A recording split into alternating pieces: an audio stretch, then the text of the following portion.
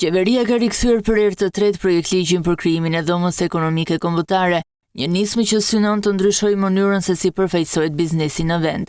Ministria e Ekonomisë dhe Inovacionit e ka hedhur draftin në konsultim publik, duke parashikuar që të gjitha subjektet tregtare aktive të bëhen automatikisht anëtare të strukturës së re. Në relacion argumentohet se dhoma synon të krijojë një sistem të unifikuar përfaqësimit të sipërmarrjes, të forcojë dialogun me institucionet dhe të konsolidojë mbrojtjen e interesave ekonomike në nivel kombëtar dhe sektorial. Por nisma rikthehet pas kundërshtimeve të forta të bizneseve dhe dhomave ekzistuese të tregtisë, veçanërisht atyre që përfaqësojnë kompanitë e huaja.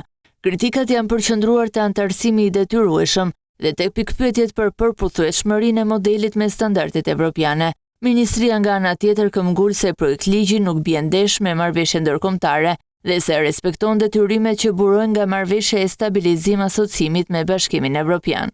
Në dokument thuhet se nisma synon forcimin e dialogut me komunitetin e biznesit, përfaqësimin e klimës së sipërmarrjes dhe zhvillimin e institucioneve mbështetëse të ekonomisë së tregut. Për struktura e re do të ketë dhe një faturë financiare. Kostoja paraprake për periudhën tranzitore njëvjeçare llogaritet rreth 15.4 milion lekë, ndërsa më pas, dhoma pritet të financohet kryesisht nga tarifat e anëtarëve dhe shërbimet që do të ofrojnë. Sipas projektligjit, bizneset mund të paguajnë tarifa deri në 70.000 lekë në vit. Pas hyrjes në fuqi të ligjit, çdo subjekt me status aktiv në regjistrin tregtar do të bëhet anëtar i dhomës ekonomike kombëtare.